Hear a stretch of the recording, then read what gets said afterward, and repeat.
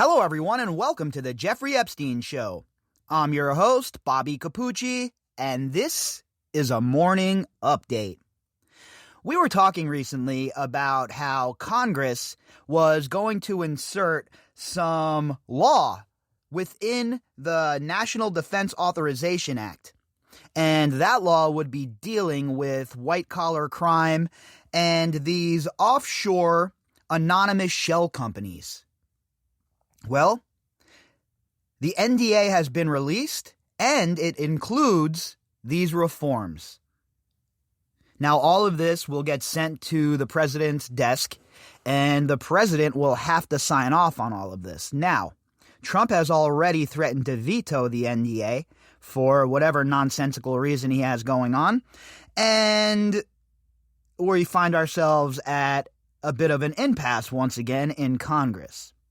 But I think when all is said and done and the smoke clears, I think Trump will end up signing the NDA into law. We need to have that signed, right? The National Defense Authorization Act is not really something that you see them kick around like a political football too often in D.C. But these are weird times, right? Definitely odd times to be alive, and things aren't as they always are. So who knows? Maybe they politicize this as well. I mean, in a normal time period, a normal presidency, we would have never even gotten to the point we're at as far as no coronavirus stimulus bill. You know, usually during an election year, they'd be helicoptering money to people to try and get votes. But this year, the politics were so inflamed on both sides that they used that coronavirus bill, the Main Street bill is like what I like to call it, as a political football. So if they're going to be doing that, who the hell knows if they'll do the same with the NDA. But history tells us that they usually get this kind of thing worked out. Again, though, we're in weird times, right? This isn't your usual way things are conducted in Washington, D.C. There is all sorts of nonsense going on in D.C. right now, and that's saying a lot considering the nonsense that's usually going on in D.C. So today, our article is a bit of a catch-up and to add a little bit more context to what we've already talked about. So let's jump into this article from the International Consortium of Investigative Journalists and see what they're talking about in regards to this new law and language being inserted in the NDA. And also, if you guys aren't following the International Consortium of Investigative Journalists, you probably should. These guys and gals are doing really good work as investigative journalists, breaking the FinCEN files, the Panama Papers. All of this is very dangerous work, right? And it's a lot more educational for us than the tribalism and the petty infighting. When you focus on things like this, things that really matter, these financial crimes and what the so-called elite are up to, then you start to understand all the other stuff you hear on the news about how you should hate your neighbor and how this guy hates that guy and that one hates this one because of their color or their religion. You find out that that's all BS. And the second that the pitchforks and the torches, that's us, folks, the working class poor. The second we figure it out and we understand that it's not us that we should be fighting, meaning each other, and it's them that we should be focused on, well, then they're going to have real problems. That's how we enact change. When we, the working class poor, and that means all of us, I don't mean indigent people, I don't mean people that are making 25 grand a year, working class poor, folks, that's pretty much all of us, right? If you're making under 150 grand a year, you're pretty much working class poor. $150,000 does not go as far as it used to. They might have you thinking you're living that big life as you're over-leveraged with credit, etc., but we know the score. And these are the people that are really the ones causing us grief in our lives. These are the ones that are paying for these politicians to get into office, and then these politicians are writing the laws to benefit these people.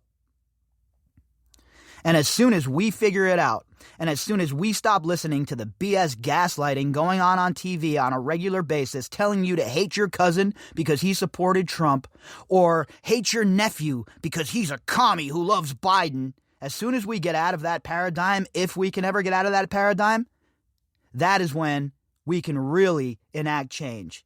Because there are way more of us than there are of them. The headline: U.S. poised to overhaul the country's anti-money laundering legislation. Congress has released the National Defense Authorization Act, which includes reforms that would effectively end fully anonymous shell companies. This article was authored by Hamish Boland Rutter. So it looks like Congress isn't playing games and they're ready to step up and do the right thing. Of course, we're dealing with the United States Congress. It's filled with slimy, low-class scumbags who can't keep their word, so we'll have to see, right? What do I always say? Words are wind. I want action. So we'll see what they're about. And if the Democrats can flip Georgia and get both of those Senate seats, then they'll have no excuses. The Democrats will have the presidency, they will have the Senate, and they will have the Congress. And now it's time to shit or get off the pot, right? So if that's the case, I would expect them to do all this stuff they talk about all the time. Consider me skeptical, though. It's all fine and well when you're not in power to talk about how you're raging against the machine. Then all of a sudden, when you win the election and you get into power, you are now the machine. So let's see what these folks really are about. Let's see if it's just been all talk or if they're actually going to do some walk, because I really don't care what letter is in front of your name. If you're passing good bills and you're working for the people, then that's good. That's the kind of politician I want. We have to get out of this whole Republican-Democrat paradigm. I was stuck in that shit for a long time myself, folks, and it doesn't do anyone any good. It's counterproductive, and it's circular arguments that never end. The United States looks to overhaul the country's anti-money laundering legislation after widely supported provisions were officially included in a must-pass annual defense spending bill on Thursday. So they're really forcing the issue here by inserting it in the bill. This is one of those bills, like I was saying, this isn't like a mess around bill, right? They're not going to screw around with this bill. This has to get passed. This has to do with, the Defense Act. So this isn't one of those political hot potatoes that you see in D.C. all the time. So I think it was a really shrewd move and good strategy to insert it in this bill. Like I said previously, I'm not usually a fan of packing bills with things that aren't involved in what the actual bill says, right? But I think that this goes into it. The National Defense Bill, this money laundering is a problem. It's a national security problem in some senses. So, it's loose, but I could see them inserting it and then using that as their reason for inserting it if they're pressed to give a reason by the other side, right? But again, it seems to have bipartisan support, and the only thing standing in the way right now would be a Trump veto. The reforms, based on proposals by a bipartisan group of lawmakers from both the Senate and the House of Representatives, would mandate that companies in the U.S. report their ultimate owners to the Treasury Department, effectively ending fully anonymous shell companies. Hallelujah. This needs to happen yesterday. These completely anonymous shell companies are getting away with so much nonsense. They're getting away with so much BS and so much tax evasion and so many financial crimes that it's impossible to list them all. The whole entire financial sector needs to be audited and regulated. Because we've tried it without regulation, right? Oh, take the regulations off. Let them run around unbridled. No, these people, like bad kids, need to be watched. And when they screw up, they need to be punished. But that never happens. We're this country is like the parents that have that badass kid and they know he's bad from a child, but they never ever punish them. They never do anything to correct the behavior. And then when the child grows up to become a serial killer, everyone's all shocked. Why? Bitch, nobody's shocked. We all knew your kid was screwed up. And that's how it is in the United States, right? That's how the Congress. It's like, it's so ridiculous. It is just so ridiculous. The provisions will also see the U.S. strengthen its financial intelligence work, including bulking up the data collection of the Treasury's Financial Crimes Enforcement Network, known as FinCEN, and increasing international cooperation between financial crime units. The ownership data would not be made public, and there's their loophole, right? There's always one of those put in there for their buddies who are paying them. So all of this nonsense, right? Yeah, we're going to have this. We'll get this law. We'll put this law on the books and we'll know who's in charge. Unless, of course, they use the loophole that you guys are going to write into the law. Here's an idea. How about we just write some laws without any loopholes? Is that too much to ask? I'm telling you right now, we need to get away from sending doctors and lawyers and businessmen and all these other clowns to D.C. And we need to start sending representatives from our communities. The guy that started the smoke shop or the local convenience store from nothing and built it into a great, vibrant business.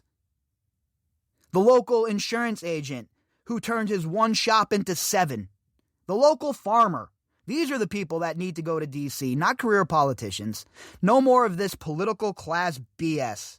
Because they're going to go there and they're going to give us a bunch of nonsense, right? Oh, yeah, we're going to fix this. We're putting this in the NDA and they can't even avoid it this time. But meanwhile, there's a loophole saying that ownership data would not be made public. So only the feds would have the authority, right? I mean, have the data, right? Because they're so trustworthy and transparent that the public should just trust everything they tell us.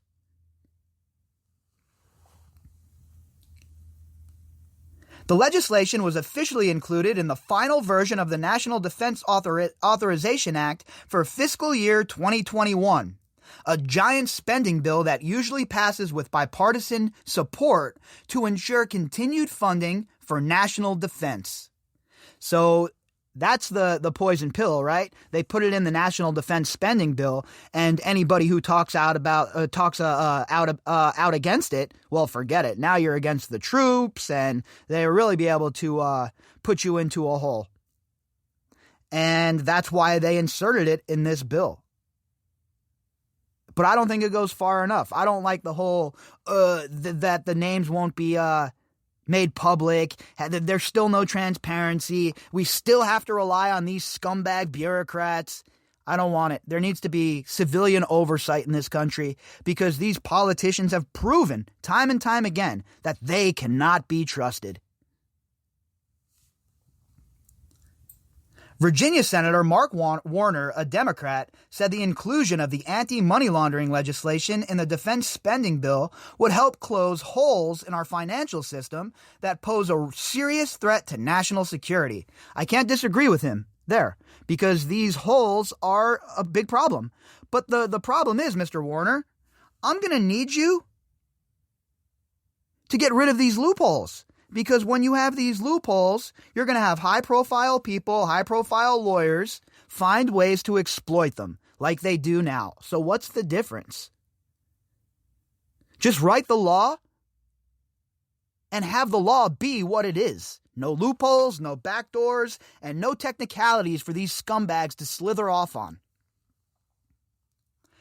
Virginia Senator it is past time to put an end to the secrecy that allows drug cartels, human traffickers, arms dealers, terrorists, and kleptocrats to exploit the United States banking system in order to carry out anti-American activities. Well, Mr. Warner, you might want to look in our very own Senate and our own Congress, because we have senators and congressmen and women who are doing that very thing, manipulating our financial system for their own gain. So how about we start looking in our own yard before we pop our head over our neighbor's wall and start telling him to clean up his? Warner said in a statement issued alongside fellow Democrat Doug Jones and Republican Mike Rounds, who co-authored the Illicit Cash Act that was used as the basis for some of the provisions.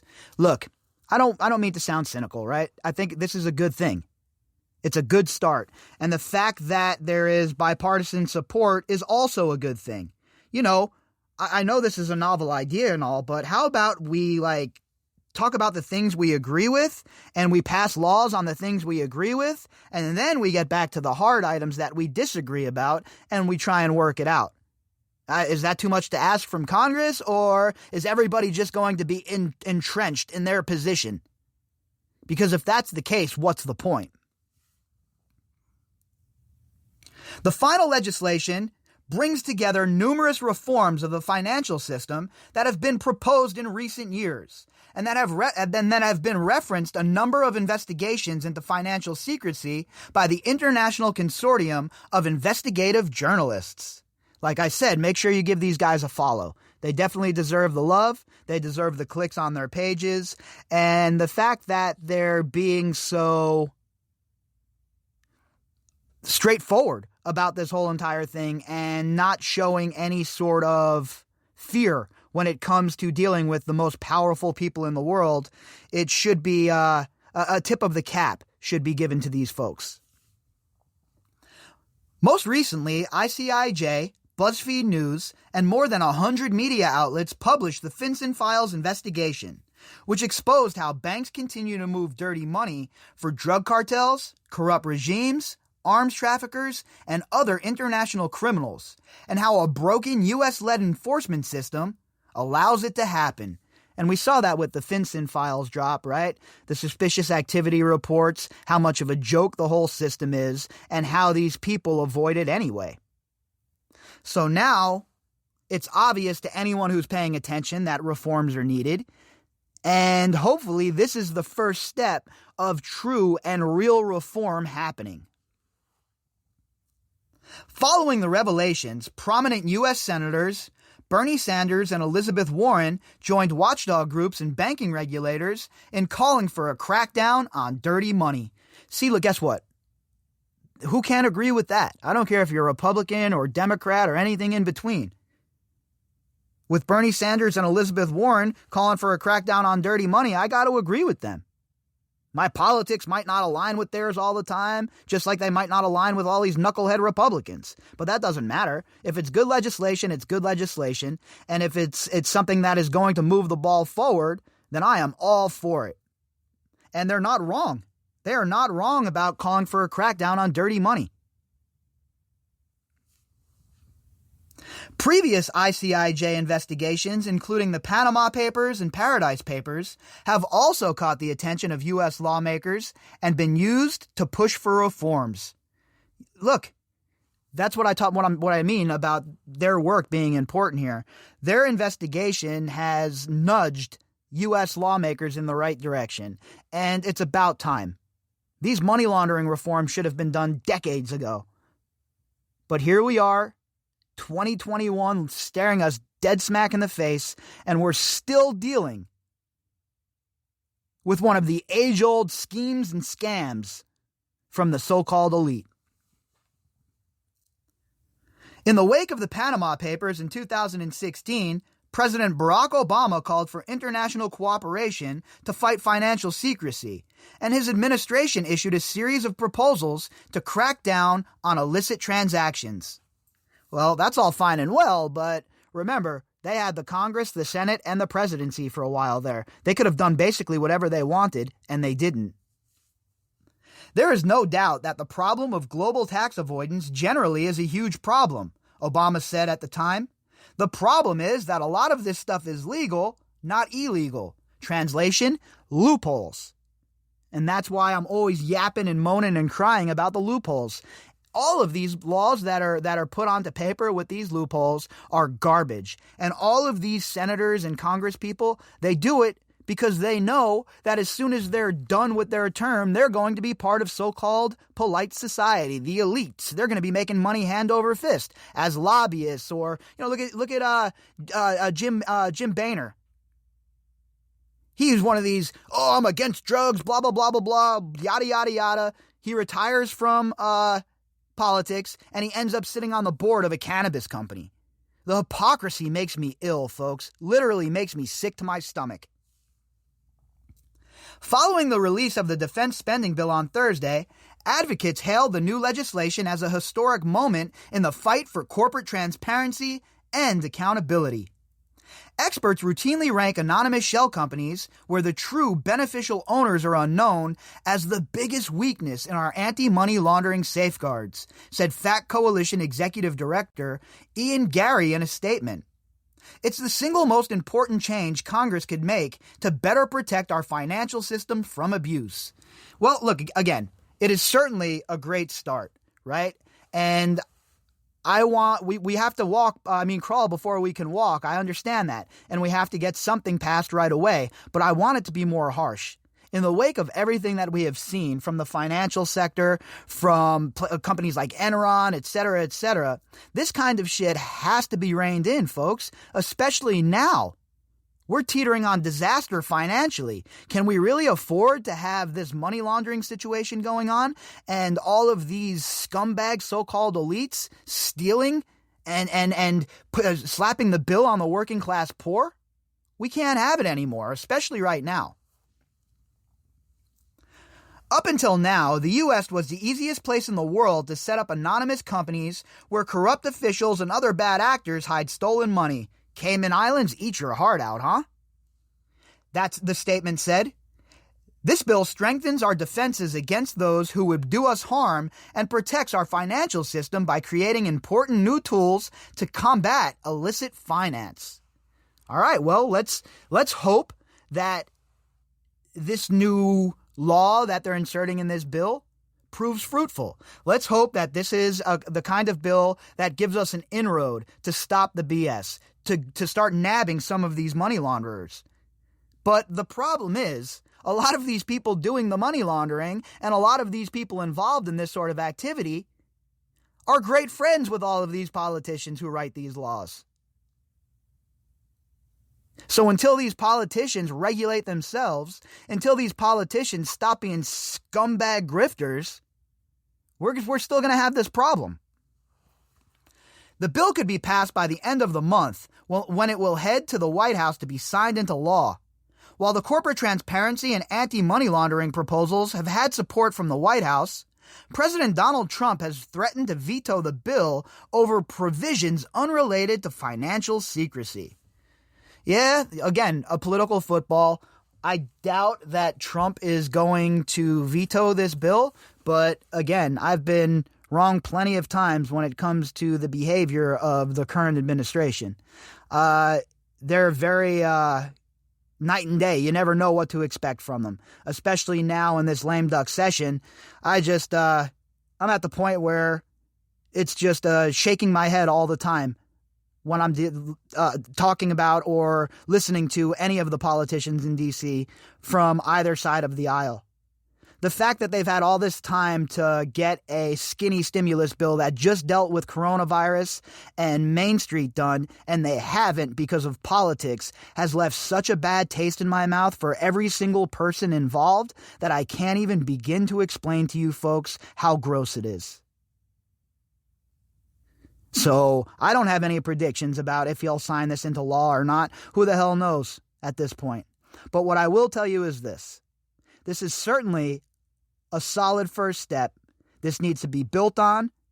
We need to take some more safeguards, right? We need to have more precautions, and we need to have a robust law when we're dealing with money laundering and the people that are doing it. If you'd like to contact me, you can do that at bobbycapucci@protonmail.com.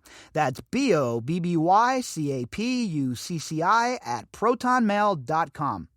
You can also find me on Twitter at BOBBY_CAPUCCI. All of the links that go with this episode can be found in the description box. All right, folks, I'll be back later on, and we will pick up where we left off.